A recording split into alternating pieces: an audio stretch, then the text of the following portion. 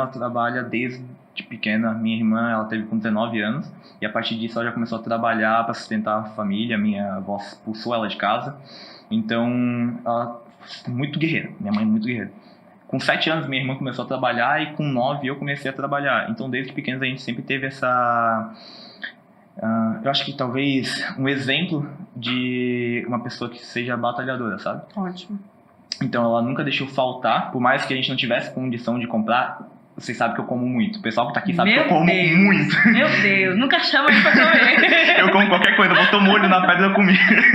Mas eu não como ovo. É a única coisa que eu não como, porque quando a gente era menor, a gente não tinha condição de comprar carne. E a gente tinha galinheiro. Pô, morava no buraco, a gente tinha pelo menos galinha. Então, a gente comia muito ovo. Ovo de todo tipo que a gente tinha pra comer. Omelete, mexido, qualquer coisa a gente ia comer. Cozido, era ovo. Era ovo. E hoje em dia eu não consigo mais comer. Tô tentando voltar, porque proteína, né? Quero ficar forte. Mas tô voltando aos pouquinhos. Maromba. Eita, glória. Mas, então a gente sempre teve esse exemplo de batalha.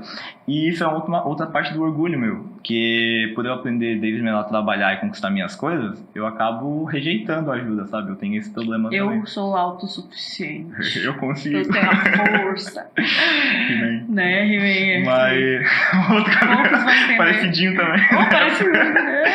Mas... Então, esse exemplo de paternidade, eu acho que eu peguei dele, eu peguei o que eu acho que vai agregar a minha vida e o que não agrega também, separei. Eu acho que tem toda relação a gente tem que ter esse funil, né, pra separar, não é, eu acho que não é filtro.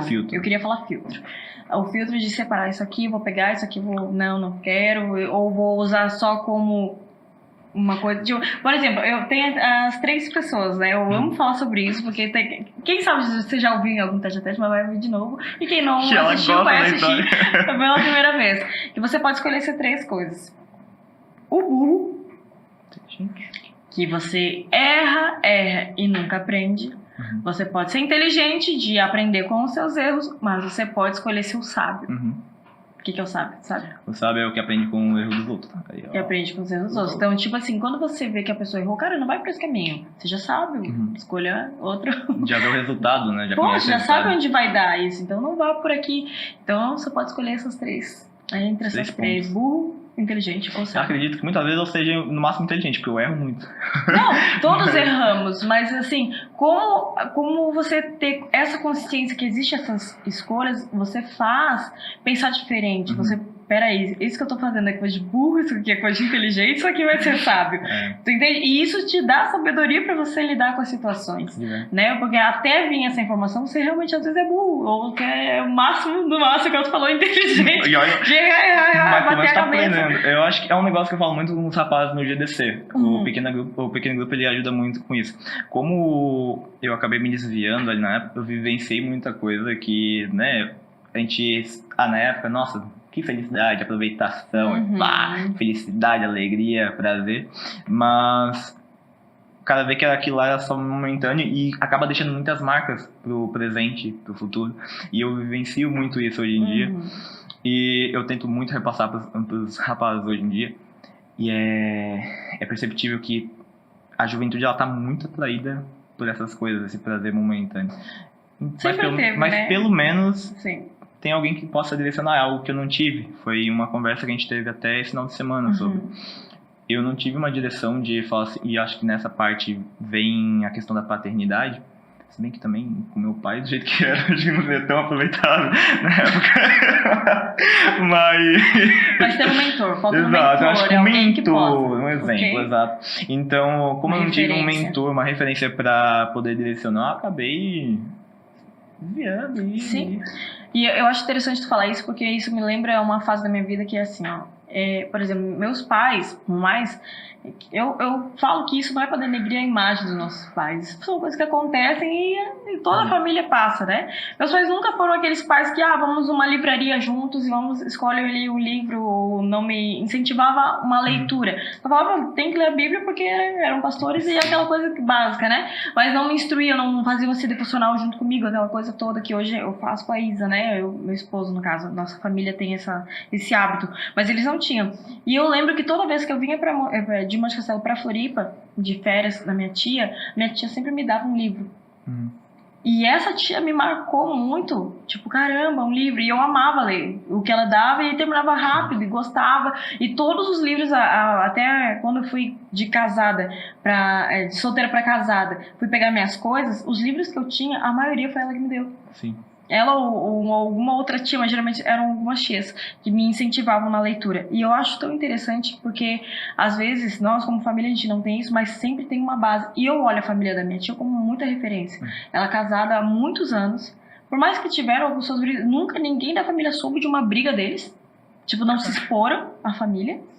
Tem 2 filhos que ambos estão na faculdade, estão crescendo, estão evoluindo. E eu vejo assim, cara, que referência.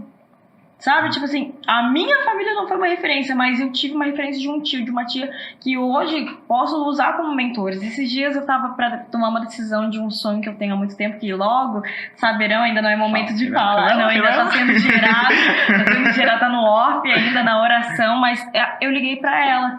Tia, o que você acha disso? E ela deu a opinião dela e testificou com aquilo que eu tava orando, e não era tempo ainda, tu entende a loucura?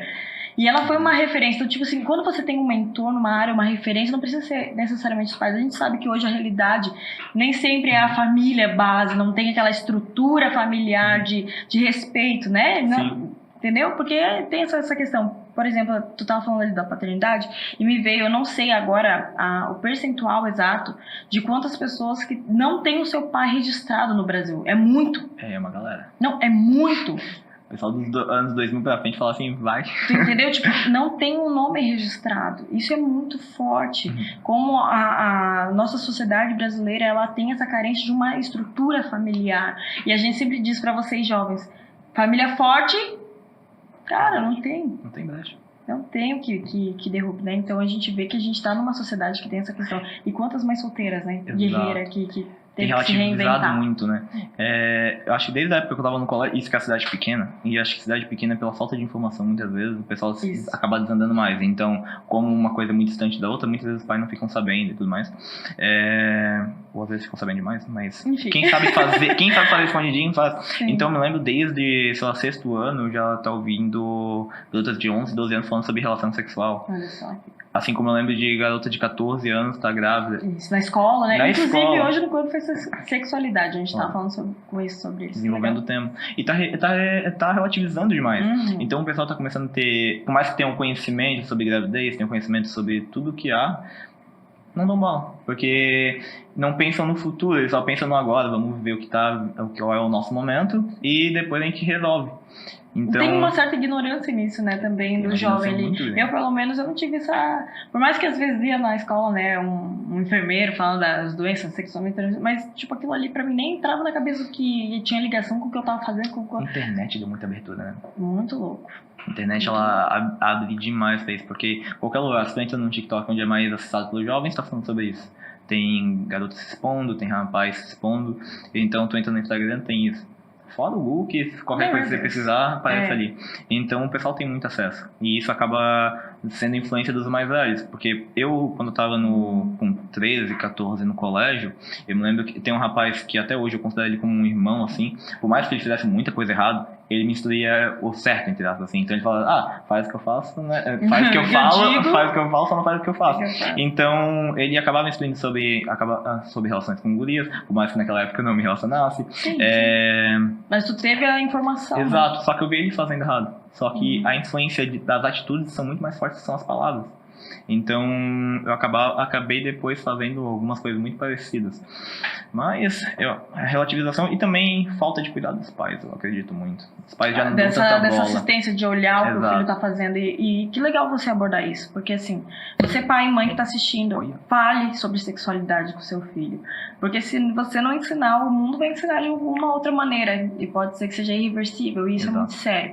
A gente tá falando aqui pro Caian, né? Que hoje no Compaixão Club, que é o contraturno escolar de 11 a 16 anos que a gente tem com os adolescentes aqui no Compaixão. A gente falou sobre sexualidade à luz da Bíblia, aquilo que a Bíblia diz sobre a sexualidade. E a gente foi tirando dúvidas deles e, gente, saiu dúvida de tudo quanto é tipo que você possa imaginar. Mas olha que interessante, eles estão fazendo a pergunta para as pessoas certas. Não estão perguntando para um amigo na escola, não estão perguntando na internet tendo qualquer tipo de resposta, não. Eles perguntaram para os mentores deles, para professores deles, para pessoas que vão poder instruir eles no caminho que deve seguir. E, gente, como é importante, pai, mãe, veja o que o seu filho está vendo na internet. Pai, mãe, olhem o celular dos seus filhos. Você é o responsável por ele. A gente fala sobre isso. Se você não escolhe a galera que o seu filho... Ele vai escolher. Ele pode escolher e pode escolher errado. Então, pai, é tua responsabilidade. Isso que é legal que tu falar isso. Depois, se alguém quiser falar sobre o clube, chama a gente aí, que a gente fala mais, né?